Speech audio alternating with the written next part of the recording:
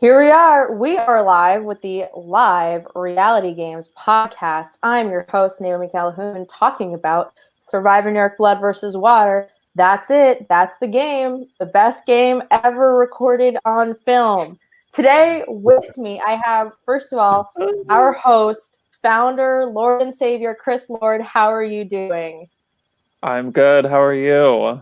So nice to see you again for our I'm weekly great, chat. as always. You know, the same. Inside. You look good. And thanks. I barely tried. So, also with us, we have casting producer, exec producer of season 3 and season 2 alumni, Dan. Dan, what is up? Hello. Life is fun. I live here in this wacky former bed and breakfast. I sing in the abandoned parking garage nearby. I'm keeping it chill. We're having fun. I did come out. National Coming Out Day was recently, and so I am genderqueer, or really rather, I am a dude mama, not a man, not a woman. Dude mama, and that's my nickname in the whole online gaming scene right now. But because I was Dan for this casting process, I was behind the scenes. Today I'm here as Dan. Fantastic. And yes, congrats on, first of all, winning the Pride Mini and Sequester. I thought that was a big game. But also just congrats on coming out, and we love to see it. Also, we have with us the 2 eliminated players from season 3, episode 3. We have Huong and Avanti. First of all, Huong, how are you? I'm good. I actually just got out of my CrossFit classes, and I just had to rush here, so I'm glad I made it. Oh, humble brag! You're exercising during quarantine. We get it. And Avanti, how are you? I'm really good, not exercising even a little bit, but I had a big dinner, so we kind of cancel each other out, I think. I'm more on Avanti's level. Exactly. Oh man. Well, I'm so excited that we have everybody here. I think first of all, the audience was super sad to see 2 lovely, strong women go out in this episode, but also I think the first parts of these games were so rushed, so we really get to talk about your journeys and what playing meant to you, playing with your loved one, and we will tackle all of it. So stick around if you were interested. First off, Chris and Dan, do you want to talk a little bit? Maybe we'll have Dan start about the casting process of bringing Avanti and Huong on, because that is your area of expertise. Fill us in. Why, thank you. I do love casting, and it's great now that we're having conversations about it that we were all having 3 years ago in private too. Time really has flown. Yeah, okay. Could be. I was just saying the clock is ticking. The sands of time are passing. This was not a red light. Absolutely, and we needed to do an interpretive dance about it, and now that's done. So we're moving on. 2 years ago, right when we cast this game, I feel really powerfully about how equitable casting creates an even playing field for everyone on the game board. And so my goal was to create as many different automatic alliance possibilities, let's say, as possible. Because what happens when people who are all from the same group play together, anyone who stands out in any way is subject to go. And so I wanted to make a mission of finding people who, first of all, did not know each other, at all. And I wanted to make a mission of just finding people who would never meet in real life so that no one feels comfortable, so everyone is having the same experience. And I wanted to make sure that each loved one's relationship was authentic.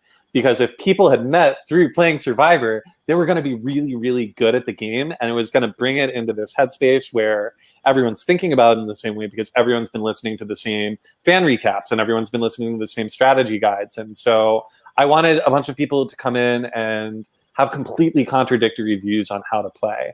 So I was looking for who thinks differently than most people, who is someone who's very qualified in their own realm of the world and really intelligent or really capable. You know, sometimes it's physical abilities, but the point is like who has something special that they bring to the table that's really interesting. And both of you had that, and I was so grateful. First of all, Avanti and I went to college together, and we were tour guides.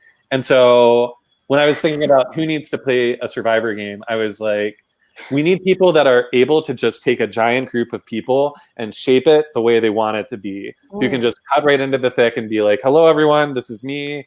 This is what we're doing today. Like, you know, who have presence. And you also have to have a real connectedness with other people. And so in addition to being a tour guide, Avanti was a sorority sister with Katie. And so I reached out to a couple of different people. They got back to me. I was really excited about both of them. Our whole casting team was, and they didn't know Survivor at all. So I felt really afraid bringing friends in, because when you have friends and you want them to have a great time and you think they're like really gonna like do well at something, you like have to make sure that they're going to be on a level playing field, that they have everything they need. And so I stressed out about it a lot, but I was just confident that they would really be able to do the work. And I was so correct that everyone thought you had played way more than you actually had. And it ended up being something later down the pike. So we'll get to that. But I just want to say, like, Avanti, I'm so glad you came. And just your willingness to like go out and game, I was really grateful for that. So Huong's casting story is a lot more complicated because Koi came to us through Reddit, and another Reddit. The Reddit loved ones alliance never formed, but it existed. Yeah.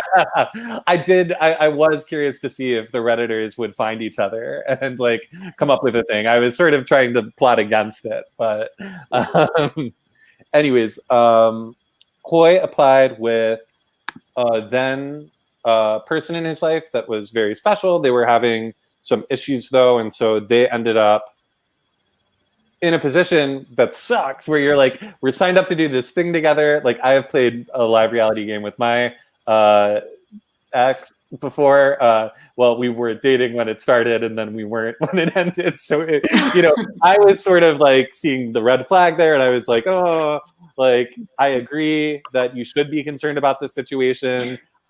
I love good TV, but I don't want to break up on set. Like, it's not going to happen. So then we're like, Hoy, go out, find another loved one.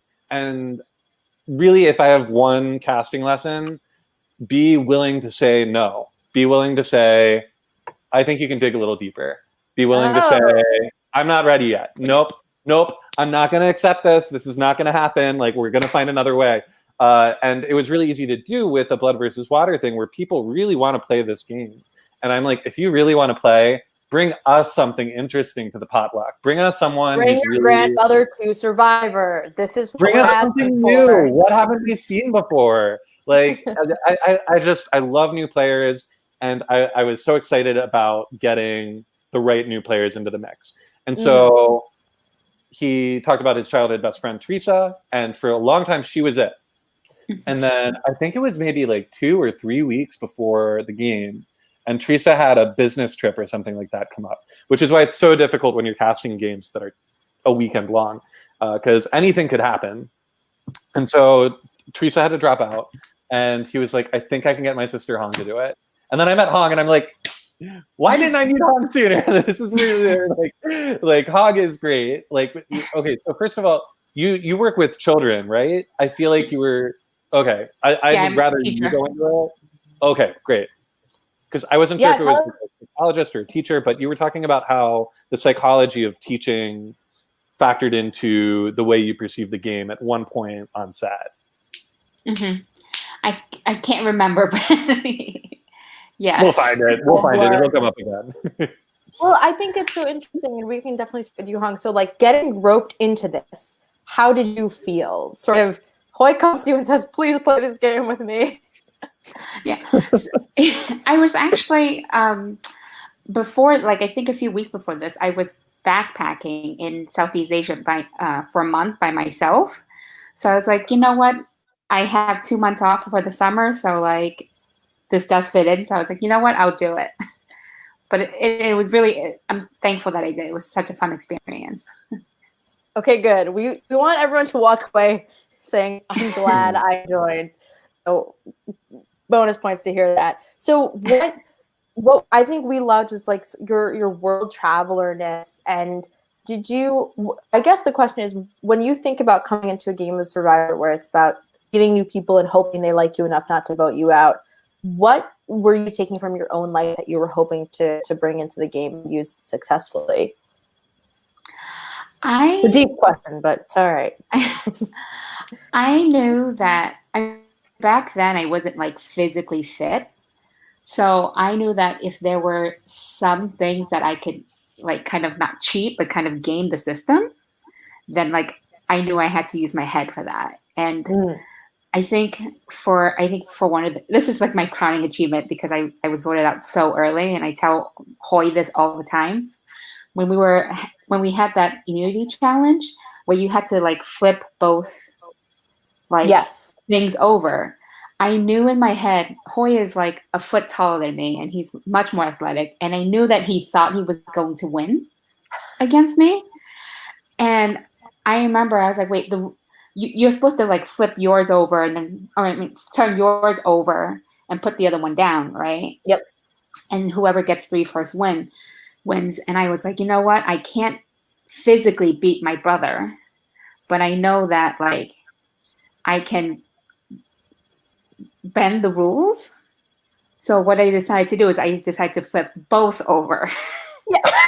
I don't think anyone like figured that or like I covered his up. Does that make sense? So like I know what you're saying. So if anyone just like flipped it over like this and like it was both still there. So instead what I did was I flipped mine, but then I covered his to make it a little bit more challenging for him.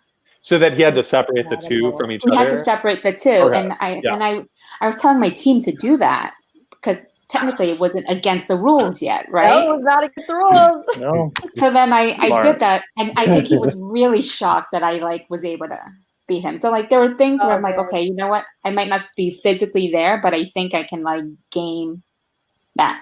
That was my crowning achievement. I was very proud of myself. We're going to get so many more YouTube views on episode 1 now because people are going to go back and look for your strategy being executed. It's genius. And there's a couple iconic Survivor break the game moments. And like, I love that that's something you knew you wanted to do going in, especially like against, you know, like my brother is an athlete and I'm always like, well, how can I outsmart him? Because I'm not going to outrun him. Right. That's exactly what I had to do. So Avanti, I just wanted to like ask, especially coming in as someone who didn't know anything about Survivor, what like sort of compelled you to play besides knowing Dan? And then also like, what did you think your strength was with the relationship with Katie and in the game? What were you hoping to achieve kind of coming in? It's a lot. Go for it. Okay.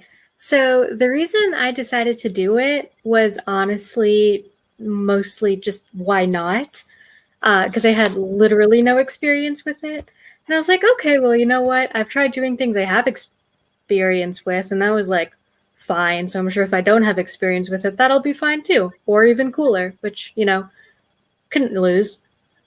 And then I hadn't seen Katie in a while, and I was like, you know what? It's outdoors. I don't know what Survivor is, but, you know, we'll be on this learning journey together, probably just like tripping over our feet the whole time, which definitely happened, you know, for me at least, constantly.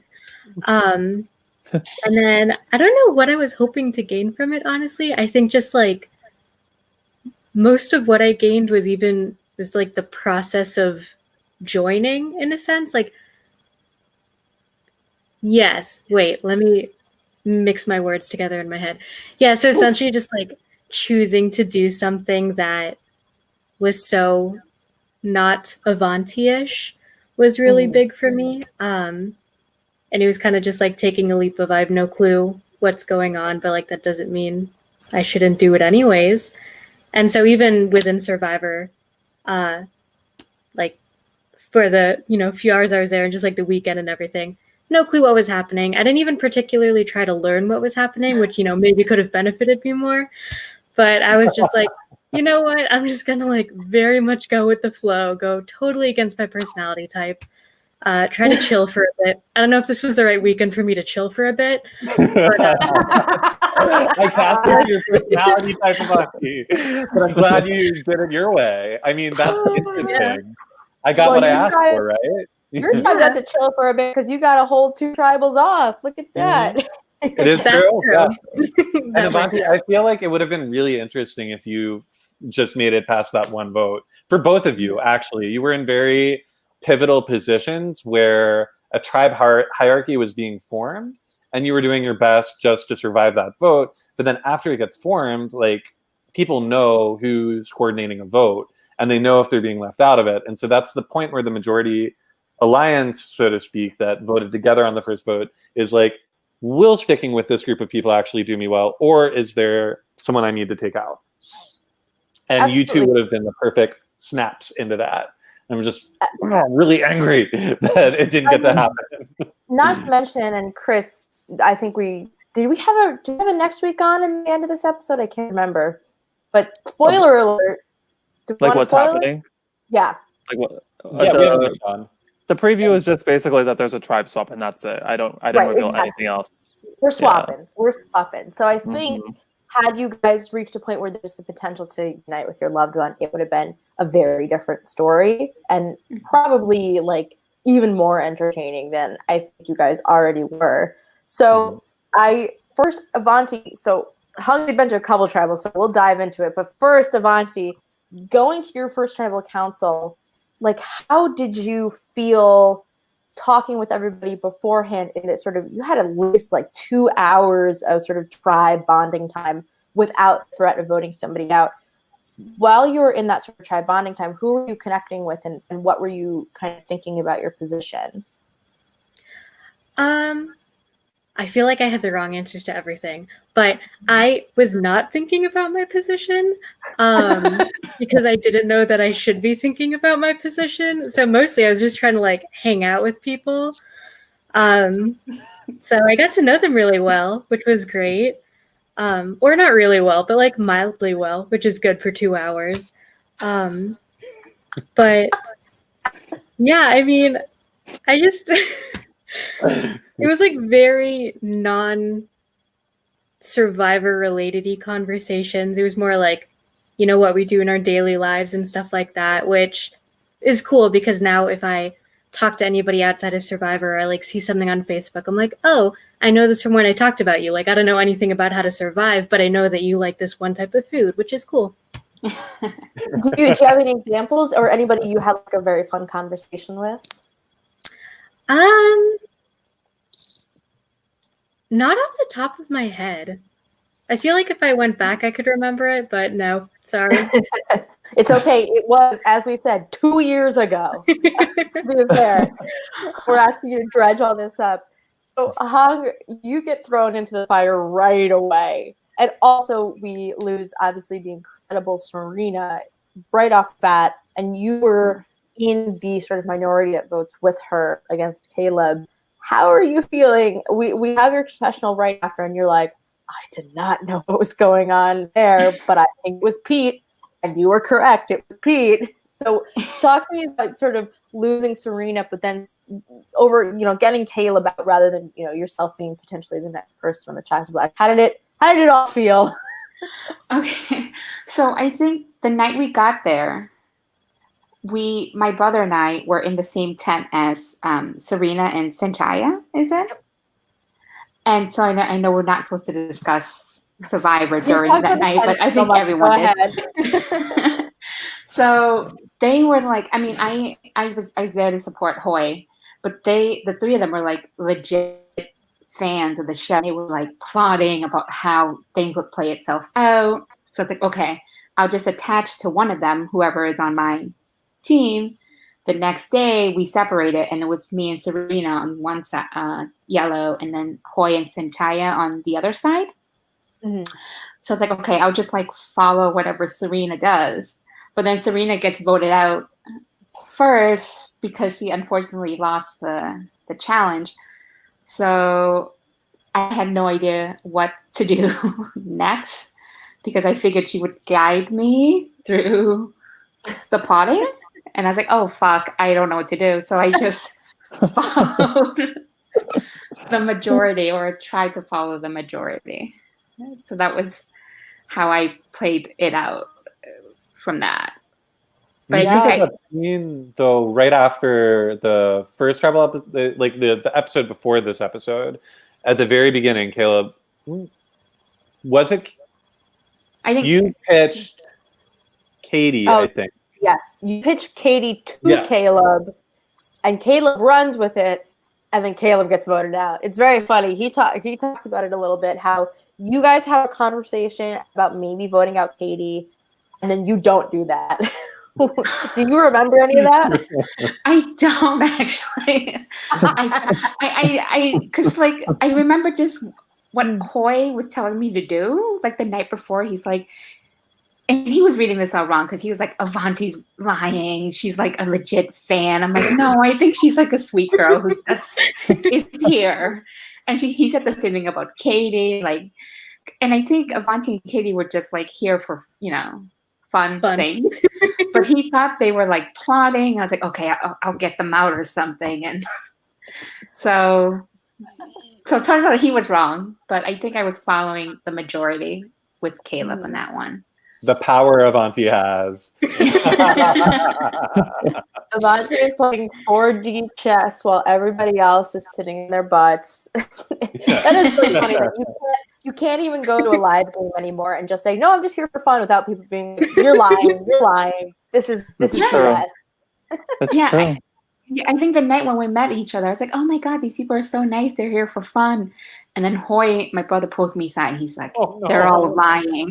Like, what? Yeah. That's exactly what I was trying to avoid. It was really, really hard. There are a lot of really excited super fans out there who really want to play and will start formulating whatever stories they have to get into their mind to start playing. Yeah. So Chris, I wanted to know your thoughts, especially in this episode and losing these two lovely ladies. Like, what do you want to ask that maybe you didn't get to see because you were too busy being in charge? What's been going through your mind? You've been waiting 2 years to ask these questions. I know, it's so crazy because it's like, while I'm hosting, like I have no clue what's going to happen until it happens. Like I had no clue either Avanti or Huong was going to get voted out. So I just want to know a few things. So first of all, what did you both think about the last challenge you participated in? Because Avanti, you said that you had competed in something like this before, and then you showed up at the challenge, and Louis basically says that you look like you are a newborn giraffe in the challenge. I don't know if you find that to be funny or offensive. But that's really funny. It was kind of funny. So like, what were both of your thoughts like on that challenge? Like, was it fun? Was it embarrassing? Was it funny to watch back if you watched it? Like, tell me. Yeah. Well, luckily I don't like feel embarrassment much, so I was not embarrassed at all by it. I guess I should use my words more carefully, because I do remember I was like super passionate. I was like, wait, you guys, this can be my time to shine. Like, I've done this before. But I probably should have clarified that I've done it before. It does not mean that I was good at it when I did it before.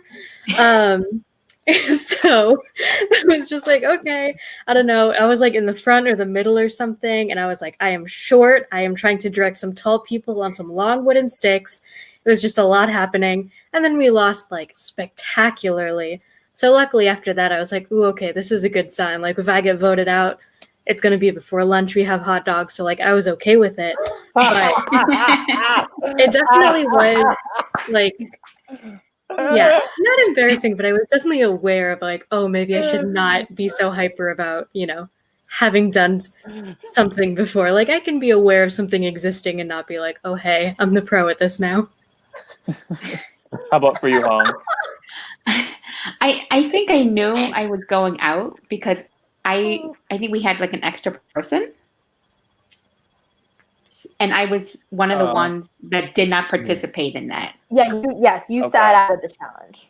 I sat out of that one, and I was like, oh, Did you sit out because they told you to sit out, or did you sit out because you volunteered? I volunteered to sit out. So I was like, oh, I think this is like me going out if we were to lose, and I think we did lose some. Yeah, was it like a double elimination? Was it? Right. You both went to tribal regardless of winning the challenge or not, though. Right. So I think you won the challenge. Yes, yellow wins, which sucks so much because at that point, I think we're all emotionally rooting for yellow a little bit. No offense to you, Avanti, but we're like, we wanted the purple go to tribal council, but then it was just like, we always had this planned, so the only time yellow wins, they're already going to tribal. It really was just like such a series of unfortunate events. Of just like, this was always going to happen.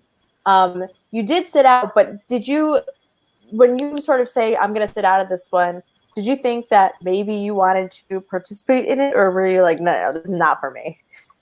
Well, I wanted to, but I felt like I would be physically the weak link in that one because it was like coordination and like, you know what I mean? And we all had to work together. So I was like, you know what? I'll sit this one out. But then I figured that might be at my own detriment too at some point. Chris, maybe correct me if I'm wrong. I think the key to this challenge is not like is leg height. I know that's weird. Like leg steps. Really? That's you true. wanna I mean, Dan did compete in this challenge too in his season. Well, you remember that. I remember this quite well, not because I was in the challenge, but because I sat out of it, and I used that time to court Bobby to my side, which is why I wasn't the first boot that game. So for the first time, really great. But yeah, I watched them, and they had like Alex Forstenhausler, and then Chantel and Ryan, right? And poor Chantel had really short legs. So that brings your point. Yeah, it was bad. Yeah, because I think part of like wrong. why Avanti, like you have so much difficulties because like you're with Hoy and Josh and like they have really big, like Hoy has really big steps, and I think you're all kind of on different step lengths. And we actually see Eddie talk about it too, but Eddie adjusts himself. Eddie realizes that he's walking too big and adjusts for the women that he's paired with. Whereas like I think like Sandy, Gary, and not Sandy, Susan, Gary, and Inessa kind of have similar step lengths, and they struggle a little bit. And I think it's because like Inessa, like a good gust of wind would knock her over. Like she's just falling all over the place. It just happens. And Inessa called that challenge really well too, from what I remember. That was a really fun one to watch, and I think overall what's really lucky is that like yellow wins and you guys get to compete for individual immunity. And I think if Huong, you had won individual immunity, we would have had a messy episode in our hands. I think tribal would have been crazy. So, inversely, Huong. Oh, sorry, yes, I didn't mean to interrupt. No, I had nothing else important to say. If you had lost that challenge, I think the person who sat in on your tribal council would have saved you. So pretty much any other way that event went down would have led to you probably being safe, which I am really disappointed about because the game would have been wide open to you after that because you would have had a built-in enemy to say like, this person tried to get me out. There's only one of me. Vote them out. And then that way you can start becoming a tumbleweed and just roll your way to the end. Like, which I have played success many times. Yes. Wait, can I just say about the immunity idol though? Yeah. I remember that morning, I saw a red solo cup in a tree trunk. And I was like, that's so fucking strange. So I said to Dan, I was like, do you guys have the immunity idol already? And he's like, no. I'm like, okay, cool. And I was like, I should have just checked because I swear to God, that's where the immunity idol is, right? There's a red solo cup in a tree trunk. We would have tried a red solo. I would have been fun though. Advantages are not my thing. We're not my thing. I'm an old school baby. Like, you know, I was definitely not in charge of the advantages. I had no idea when they were up. Well, I was just going to say, I believe all of the advantages this season were in bottles. Was that all of them? Yeah. They were in glass. They were all in glass bottles. And that actually brings up a good point for a moment because Avanti is the first person that we've chatted with through the podcast that got to see the immunity idol.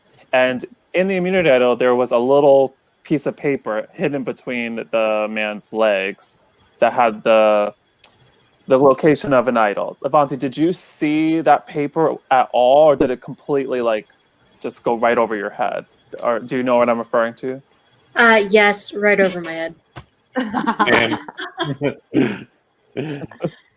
I love it. I mean, that's the game. Like, you can just, we've seen like Michaela on the bench miss it in real Survivor. Sometimes you're just not looking, and something breezes right by you. And that's kind of what I love is like this episode really is just about like watching people form relationships and the throwing in the twists of like individual immunity and voting for somebody immunity. I don't think it really panics anybody, but the option for it to be there was so sort of enticing. And I even though this had already happened, I was kind of like, man, I want chaos, even though I knew what had already happened. And I think another thing we need to talk about is, Chris, your development of this idea, because I think Dan and I didn't have a ton to do with the advantages and the twists in the game, and that was all kind of your brainchild. So where did this come from? Are you referring I'm to like the ability to vote for somebody to receive immunity? I think Chris and I actually devised this one together. We worked together on challenges. Yeah. Oh, yes. I did a lot of work on the challenge concepts. Yes, I remember that. But I wasn't advantages at all. So anything that related to like schedule was something that I touched, if not co-collaborated. Yeah, and there's a major moment that happens in episode 7 that I give Dan complete credit to, so he can definitely take that later on. But that's a story. This episode was basically Survivor Guatemala. They had a twist that happened only one time, and it was the same concept. They competed in a reward challenge. The winning tribe competed in the individual immunity challenge, and then I forget who won it, but they went to tribal council, and the same concept happened. It completely played out in the double tribal council episode for Survivor Guatemala. And I said, it was Vanuatu too, actually, now that I think of it, but I could be wrong. Oh, you are right, but I think in that season they gave immunity before the votes were read. Oh, right. Okay. Before they were cast. But this was after the votes were cast, and it was like right before they were about to vote, they found out that it was going to happen. So it was really like Mark got to really read the room in that moment, which actually brings me to a little bit of a point that I wanted to bring up, which was, Avanti, you said in your tribal council that you felt safe. I remember hearing you say that, and I looking back, I was like, oh, you felt safe. So like, what conversations were you having that made you feel safe? And did you believe that it was going to be Sandy until I had read all of the votes in your name?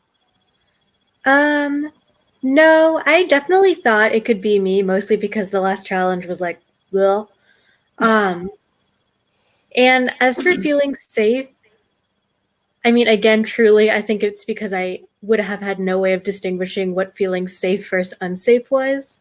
So like in my head, I did not feel safe, but like based on my conversations, I didn't know enough to like gauge their,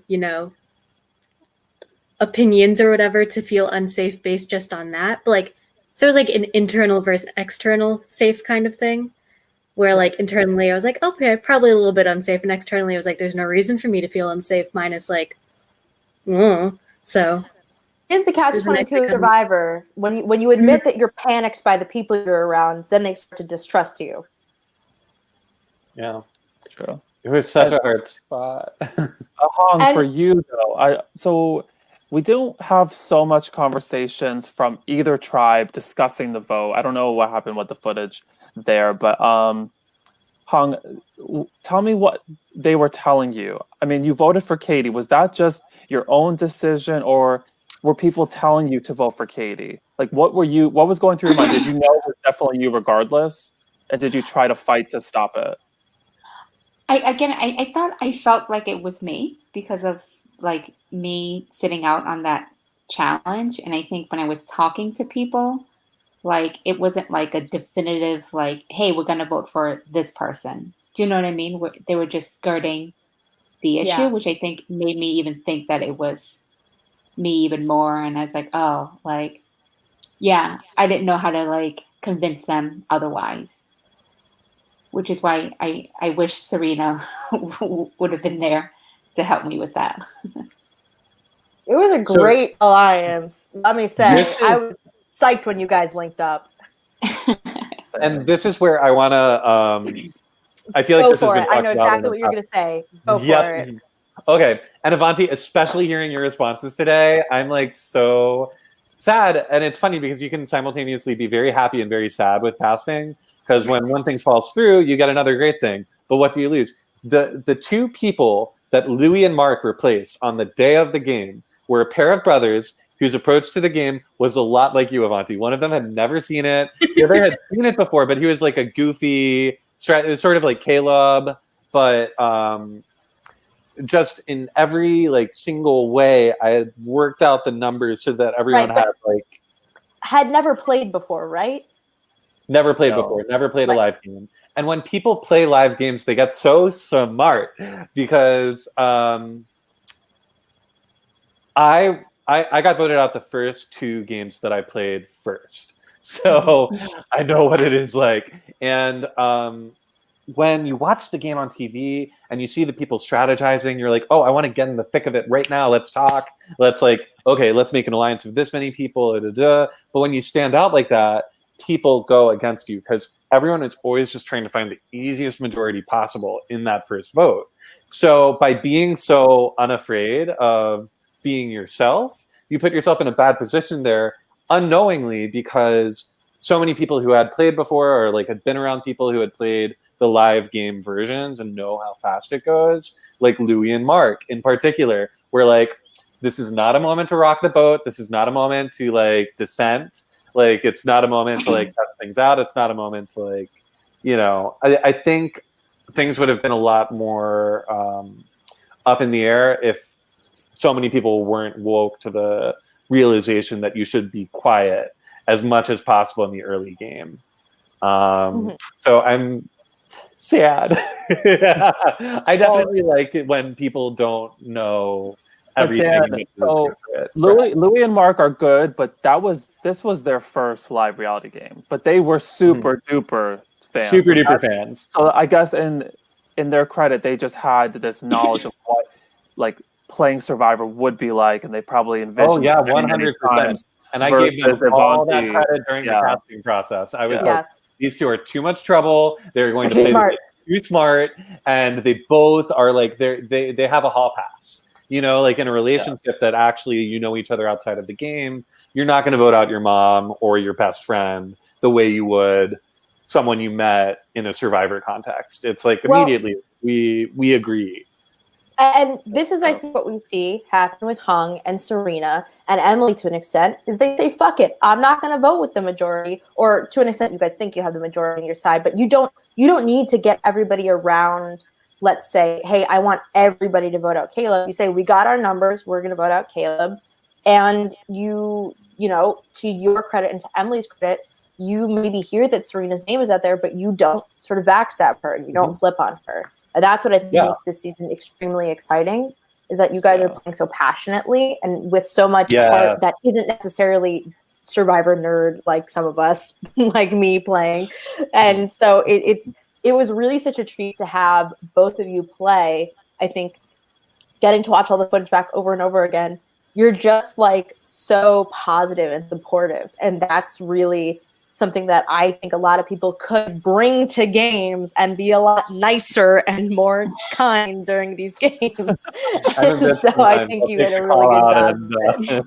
I want to bring up a point about Huong is that in the episode after, or maybe it was the last episode, I forget exactly which one, there was a conversation between Huong, Mark, and I think it was Sarah, and they were discussing the Serena vote. And Huong, you said that you voted for Serena. So what was your reasoning for lying to them? Was it just to try and like hide the fact that you were in support of Serena? So just kind of walk me through that. Like what happened through your mind? Like, oh shit, Serena's gone. I voted to keep her and I need to stay alive, because after that you could have easily been the next vote, but it was Caleb. So like, tell me what's your mind. So I think what happened is that I didn't want them to tie back to like me, my brother Serena, and Sanchaya being in the same tent, and therefore not screwing my brother over in the long run. Was because I know that if I were to get out of the game, which soon, that I didn't want him to get out of the game. You know what I mean? So it was still trying to protect that alliance with Hoy and Sanchaya for as long as I can, so that they don't. I'm pretty sure like people were planning with each other too in their own tents that night. So I didn't want it to get back to us. Yeah, it's a very smart decision to make. I don't think anybody was necessarily being like extremely vocal or saying like, I know this for a fact is an alliance, but it's a great way of sort of separating yourself. And I don't think anybody really clocks it going forward or says like, oh, Sanchaya and Hoy are a 10 alliance. Well, I mean, we'll see. Maybe I didn't watch all the footage all the way through, but I'm pretty positive that it doesn't come up. And so I just really wanted to talk to you guys about like, if there's anything you maybe gained from this experience, like even with your loved one. We can't really talk about spoilers for how your loved ones do, but like, when you come out and you take a risk that we appreciate so much, we often hope there's a reward at the end of it for the people who play. And I was just wondering if there was a reward for it. Maybe it's just the hot dogs at lunch, but like, what did you sort of, definitely we can start with you, Avanti. What did you sort of feel coming out of the game? Did you maybe learn anything about yourself? Or is there any crumb of fun info we can get after, like, being voted out sucks, but maybe there's a ray of sunshine at the end of it? Well, okay, one, this is like not at all related to the games themselves. Well, it sort of is. The location was stunning. Like every time I drive through New York now, I'm like, oh my gosh, that lake where the first challenge was. It was just so beautiful. So I'll always remember that, which is really nice. And then actually, Huong and I drove back together because we were both in Boston at the time. And we left early, and I was like, oh, I could stay like in New York overnight. It's no big deal. But we drove back, and that was really nice because it was like a 4-hour drive. Yeah, it's about 4 hours from there. Yeah, so we got to talk about like a lot of the travel she's been doing and like where we are at in life right now and like everything from like savings to siblings and family and everything like that. And it was actually a really nice conversation. So it was cool that like obviously a little bit was like, oh man, we got kicked out, like it sucks, blah, blah, blah. But then the rest turns into like a nice authentic conversation. Which is at least like what I was looking for. So I really enjoyed that. That is adorable. Huong, did you feel the same way about the car trip home? I did. I was like, I'm going home with Avanti. This could be the most awkward 5-hour ride. Or we can get to know each other. And I'm glad, like, we did have a lot of to talk about. And like, I met really nice people like Avanti. And like all the moms, Sandra, and is it Susan are like so sweet. They're still on Instagram, and Susan runs, and she's like, "Go Huong, you can run too." She would DM me that. Or when I was in New Orleans the next spring, she's like, text me and I'll like take you out. I'm like, oh my god, that's like, just the people doing these things is just so sweet and so nice. And that's an experience to be part of. Yeah, if there's one thing like to sort of, I think, Dan, I would love to give you the like crown of like nicest cast ever award, because everybody here is so nice, and it really is like all the work they put in like is incredible. And I think Chris knows that too. And these people are also darn nice, and they make me want to be a better person, but I'm not. And it's fine. I just yelled at all of them for a weekend. I yelled at a bunch of strangers for a weekend. It's fine. So, Chris, is there anything else you wanted to talk about? Is there anything behind the scenes any of you guys wanted to mention that was kind of a fun memory or something you remembered? This podcast can go off the rails in any direction, and I'm fine with it. So please, guide it off the ledge. Avanti, I just want to say, like, one of the funniest things that has been said in any Survivor New York season, I think, was Nessa ask everybody, like, what is everyone good at? And you say, I'm good at seesawing. And I think it's just one of the funniest things I've ever heard, because I didn't know that anybody could be good at it. And I was like, I need to put that as an episode title. Like, it was just funny. I think it was just cute. It was so cute. Thanks. Appreciate it. And you're such a well-spoken person. Like, your confessionals were great. Like, I loved just like you talking about how the other tribe was like on the high of winning, and how you were like, how the production basically wanted you guys to be surprised. You were just very aware of everything. And I thought that was like really pleasant to watch and like edit, because like everything you said could be used.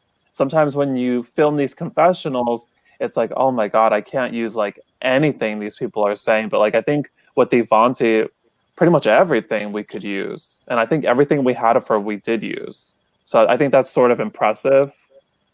Yeah, and it's not a long show either. I am just like, I love you so much. I really do. And I am definitely what you call an old school, like, aesthete when it comes to Survivor, which is to say, like, it used to be a game where no one knew what they were getting into. And that's sort of the dynamic I wanted to. And so what they did really well is that they'd cast people who aren't necessarily like, the most likely to play a game like this, and who do just have very interesting observations about everything going on around them, and can like, just talk to people and talk about people in a way that's thoughtful and cute and complex.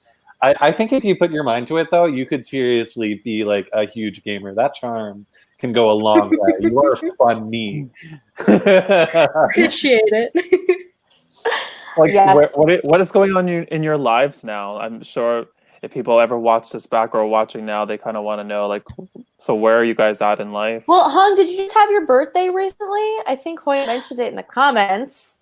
Yes. Happy birthday. We're not going to sing it because it's happy belated birthday. Happy belated birthday. Thank you. Are you guys both still in Boston? I'm still in Boston, and I'm still teaching. Aww. Nice. Oh, remotely now? Remotely. Oh, well, actually, I'm in person. We just sued the district, but we didn't win. But yeah, we still sorry about that. Thank you for your service, though. Like, seriously. Yeah. Avanti, what are you up to? I'm back in Maryland. Just doing the good old fashioned going to work every day and crying about it on the way home. Just kidding. But Same. but yeah, not much. Trying to get more active, actually. Huong, you mentioned that too. Yeah. Yes. Now's a good time to try to get active. Although I went for a hike on Wednesday, and today's Wednesday, and I'm still sore. So I think that says something about how my journey to athleticism is going. But yeah. I have another question. Like, have you guys like talked to Katie or Hoy about the episodes, and like, what have you guys like chatted about with them about it?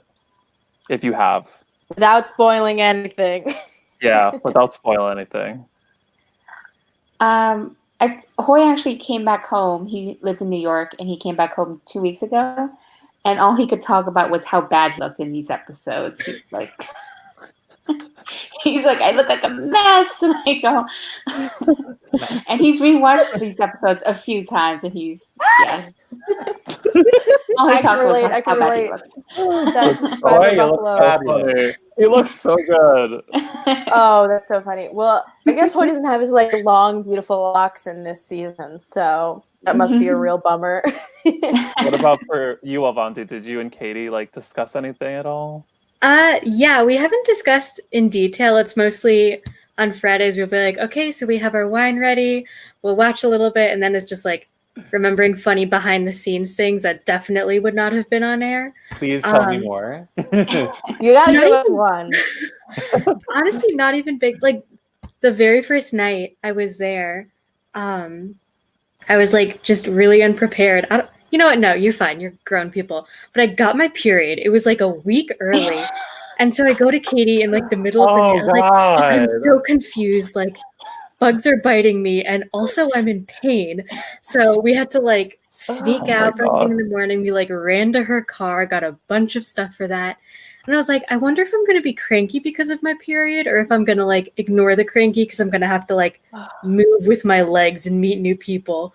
But just small stuff like that we've talked about. And yeah, I'm excited. We haven't actually talked much about like after I left, how it went. So I'm looking forward to seeing how it goes with her as well. So I can text her and be like, hey, proud of you, love you. I get kicked out in like 3 seconds. I'll be like, That's so cute. And I also, it's funny, somebody else also got their period during this game and like came up to me and was like, Naomi, like, can I go to the bathroom? Because we have some rules about like going in the house and like what you can bring in the game. And like almost sort of implying that I would not let them use a tampon or a pad. And I was like, no, please, you can go. This is a war crime to keep someone from going to the bathroom. I was like, you can go. It's fine. Oh man, that was hilarious, Aubrey. That's so funny. That's really funny.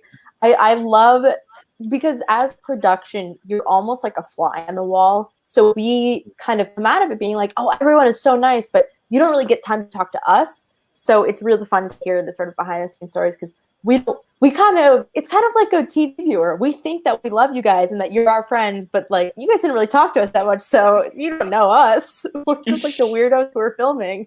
And it's kind of funny on the other side to be like, oh, I want to know so much more about what else happened to you guys when the cameras weren't rolling, because we also had to sleep because it was exhausting. That was sort of the heartbreaking thing about casting the game, is that I only got time with people after they were gone, for the most part, aside from filming confessionals. So it's like, you get all these people you love in a room and you're so excited about like, oh my God, they're going to meet each other and they're going to become friends and they're going to like talk and then they're going to vote each other out. And like, this is normal adult, they're all my friends and we've talked for so long about this game. And then it happened so quickly and they're gone and you're sad and you're just like, oh, I wish that like, everyone could stay forever. And the question I had for you, Dan, was, and for people who don't know, Dan is the sort of like purple tribe handler. You're mostly in charge of watching the people, so they would stay behind with the purple tribe as we took everybody to tribal council. And also shout out to the Hudson Valley, as Avanti said, beautiful place. Really if beautiful. You're considering fleeing the city, I recommend Cold Spring. And so is there anything you remember from being with the purple tribe and sort of getting to watch them like scurry around like ants during this? So I was freaking out because the park idea, Chris had it. I was like, this park is beautiful. I love this park. I have no idea how we are going to successfully wrangle people onto a bus, onto this other location, and then back to tribal, and then back. It was a snip, snap, snip, snap, snip, snap. And I was just like freaking out, calling people, being like, okay, so this has happened. We have this over here. And then I'm like watching the cast and I'm like, I just want to know everything that you're doing at all times, but also I have to be here. And so I was very torn, but I loved filming confessionals. One moment that I think is funny is when we all got to the site after, I think it was before our first challenge, and it was just the whole tribe was getting out of the bus. And Sam, as Avanti mentioned in her confessional, has a very stoic personality, and he doesn't like taking direction from other people. I think that's the gym teacher in him. And I was giving a lot of direction, and so like he gets off the bus last, and I'm like, hey, like I check in with him. I'm like, are you good to play this game? And he's like, I've got it. And I'm like, okay. And he, because he started working, he was playing the game. I was really proud of everyone. Everyone was so nice. I knew that with the Purple Tribe, there were sort of like the older group of people, and then there were the people of color, and then there were the other people. And I knew that traditionally in Survivor, you're always worried about those two first groups getting voted out. And so I was like, if I put them both there, then they can team up, and then any two of the three groups can have an equal opportunity to team up and see where things go. And so I was, very invested in, as Louis called her Earth Angel and Sandy, and like all these people. I was just like, no, don't let this person be the first boot. But then I just kept looking around, being like, don't let anyone be the first boot. No one be the first boot. Everyone stay here. So it was just very complicated emotionally, like having cast everyone and then working as a producer and then like trying to be present for you all during the game and letting you get the best questions possible so that you can really share this whole experience on camera and we can talk about it years later. years. And also, I think, Chris, something we see super interesting that I think is a direct result of Dan's casting is, I believe Hoy, or I think it's Hoy, says like a queer people of color alliance. I'm like 90% sure. I definitely saw the subtitle, but I can't remember. It is a little bit in the next 2 episodes where there is discussions about a queer people of color alliance. That happened on the Oneida tribe, which Avanti was a part of. And I'm glad. I'm kind of curious, maybe because there was. I'm not going to talk about like spoilers, but I know somebody says in a future episode that they did bring it up to you, Avanti. So can you talk about it at all if you remember this queer person alliance or of color? Queer person, All right. Yeah. So no, it's I okay. actually, This is funny. I might be misremembering it, but as far as I recall, when it was presented to me, it was just like a people of color alliance and a queer alliance. So they might have like joined together at one point, which would make a lot of sense. But yeah, I like vaguely remember, I think Sanchaya told me, she's like, we should have a people of color alliance. And I was like, okay, even outside of Survivor, like I'm here for that exact sentiment. So let's go. But if, without getting spoiler, if you said that is a thing that like happens more, that would be very nice to see, especially on the, purple tribe. So that'll be cool and adorable also. And you can never control a boot order in a Survivor game, but you can always control how many people you put into the mix. And so just the fact that possibility was on the table is one step in the right direction. And hopefully we can just keep doing it consistently enough that sometimes it happens, sometimes it doesn't, and it doesn't matter. People don't talk about, because what happens, I think right now, people are so unused to having diverse casts that when one person of color gets voted out, the rest of them get voted out as a clump, because that's how the game happens. Like you all get into like clusters of alliances and then like one chunk of people is usually voted out. It's usually not like random in any direction. So it's just about like which chunks of people come together when, and it was very hard. I wanted to set all the pieces there for you so that if you saw it, you could take advantage of it. And I'm glad it was discussed. I'm sad that our boot order has been, 3 out of 4, and somebody did comment that on the YouTube. That was Genki with Survivor UVA, and I was like, I know Genki, I know.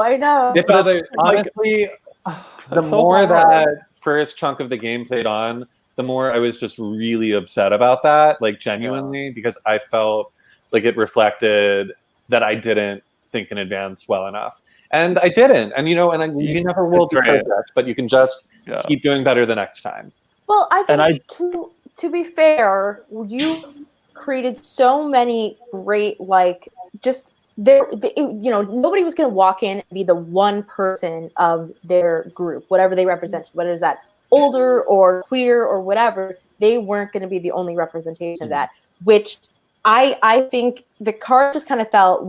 Serena got so unlucky, and it just snowballed from there. Just a different tip changes the whole game. Right. As we said, as Alex said, Sanchaya should have thrown it, and Serena would still be here. But, that's just what happens in these games. And what's great is we get to sort of see people sort of play on in sort of your legacy. So we have Katie and we have Hoy and we have Sanchaya still in the game who are kind of seeking revenge for what they've been wronged. And that's what's really exciting about next episode is we're going to see a swap. We're going to see sort of new relationships form.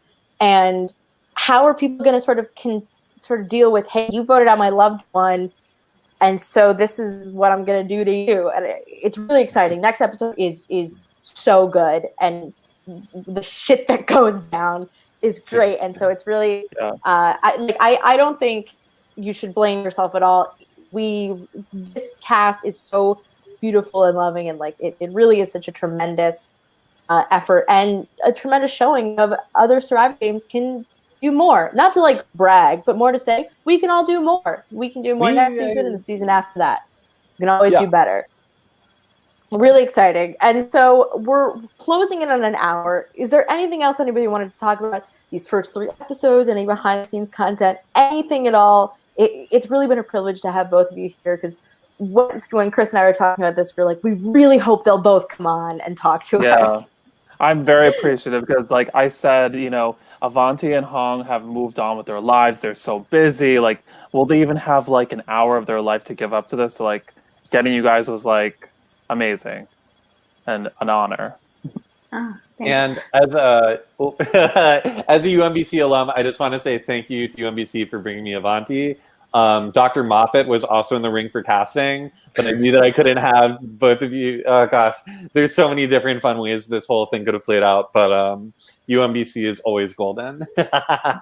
Well, how would you have felt, Avanti, if you had shown up and is this a professor, Dan? Yeah, or Dr. Moffat? If a professor from college was there, how would you have felt?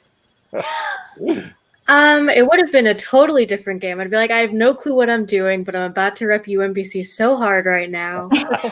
And then I would have floundered a lot, which actually would be a good metaphor for my time at UMBC. Flounder a lot, try to impress a professor, hopefully end up, making it some way to the end of like 4 years or 3 days, same thing. Yeah. Next time, Dan.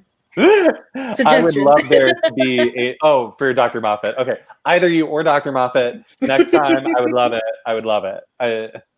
I think any of you 4 that were voted out before that first swap, and even after the swap, but I'm not going to give spoilers yet. You just completely deserve to come back and have another chance. The first time, it's always confusing, and for me, the second time was too. First out twice. So I just want one last question for both of you is, so I talk about this like kind of every week. So like playing these games is sort of like a book. So either you can close that book and move on with your life, or would you guys, like, if you had the opportunity to open that book up again and do something like this again, would you do it? Or is that chapter or that book like done for you? I can go. I mean, I would do it again. I think it was very hard. Like you said, like it was very hard for me to separate it from the game. Like I hate lying and like, do you know what I mean? And plotting like that.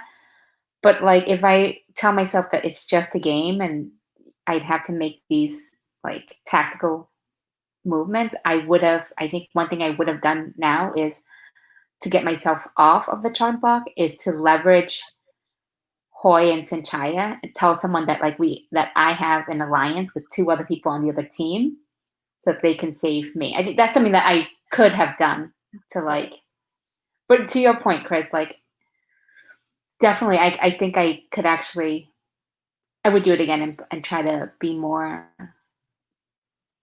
conniving almost, or like plotting more.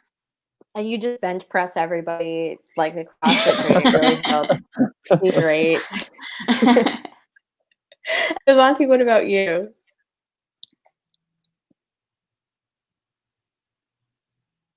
Oh, Avanti, I think your audio is off. Is that just me? Yeah. I think you're back. Wait, hang on. You just muted yourself. Oh no. This is like work all over again. You're on mute. Try now. Did your headphones get unplugged is my theory. Oh, I heard something.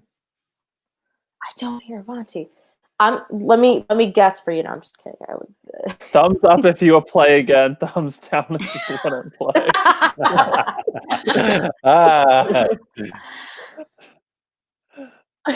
You gotta Sideways. Sideways. Okay, good. I'm not sure. Sideways. If it maybe a little closer to where your location is, so you don't have to drive 5 hours home. Probably. It's not about the game. It's about the friends you meet on the way home. I actually, I want to say a funny thing. I had no idea Avanti was in Boston, so I had no idea that Avanti and Huong would be able to get like home together in that way. Yeah. I thought that was really cool. Did you have any fun? Oh, we should wrap up. Avanti, you were saying. Wait, can you hear me now? Yes. Oh, solid. Okay. Oh, right. The last question. Very similar to what Hong said. I like the game aspect of it, like just like the actual activities and challenges. I enjoyed those. But I remember like at the time, and it might have just been where I was in my life, but I was uncomfortable with the idea of like plotting and manipulating. And I think part of it's because I wasn't familiar with Survivor. So I couldn't be like, oh, this is part of the game. It is not serious. Because in my head, I was like internalizing it like, okay, if for something as simple as a game, you're like going to form all these alliances and like backstab people. I'm like, is that the kind of thing I want to do in my life right now? And, but yeah, I think like now that it's been a while, and I still honestly have not seen an episode of Survivor since, minus like these YouTube ones.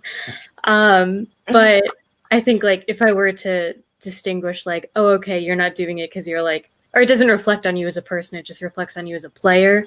I think that would, I guess, entice me further to like potentially try again. And so many people, even who do know the game going into it, struggle with that same thing. So you two are not alone at all. Yeah, listen, I played one good game with Dan, funny enough, and then I got voted out first on both of my tribes. So it happens to everyone. And I think if you ever wanted to, look, if you ever want to play Survivor New York, then just hit Chris up. Chris's inbox is always open. So we're going to wrap it up. I want more Avanti confessionals and more on like casual name drops of like every country on the planet. The first thing I wanted to say is that yesterday was Indigenous Peoples Day, and Survivor New York takes place in a part of New York that was occupied by Native Americans before anybody else, and we try and honor tribes in our area by naming tribes on our seasons after them. But consider looking deeper into what we can do. We're going to do it, but also what you can do into looking into the communities that existed before white people ever showed up. So take a look and try and learn something new, because we're not just going to make them tribe names. We're going to try and learn something. And that's why I had to go visit a bunch of Iroquois huts when I was in like 4th grade. And I remember it, and I'm going to try and remember more about it. So episode 4 airs Friday at 7 p.m. Eastern time. It's going to be great. What is it called again? It's called I've Made a Mess. Is the episode title? It's somebody's voting confessional. Yes. I would say this episode is definitely one of my all-time favorite episodes I've ever been able to like create, watch. Like there's just amazing moments all the way through, and I think you guys will all love it so much, honestly. So Avanti, fill up the wine glass because it's going to be messy. You can follow us on Instagram at Survivor New York, and you can find us on Facebook, facebook.com/SurviveNY, and on YouTube, youtube.com/C/Survivor New York. And most importantly, Survivor New York is technically casting. We're not going to have a game when it's unsafe to gather, but what we are going to do is try and meet people. So if you're interested in playing Survivor New York, go to tinyurl.com/SNY casting. I would say that 5 out of 5 people on this podcast recommend playing Survivor New York. And most importantly, you can connect with live reality games on Facebook. There's a live reality games casting group because other games are casting right now. You can check out all of the amazing college survivors, Survivor games in general, Big Brother games that are happening, and subscribe to us, this podcast, on Spotify or iTunes or wherever you listen to podcasts, or YouTube if you're one of those people who listens to YouTube like music. I don't get you, but it's fine. So this has been the Survivor New York 3 recap podcast. Thank you for tuning in. And again, I can't thank all of our guests enough. Dan, Avanti, Huong, thank you for joining Chris and I. It really means the world.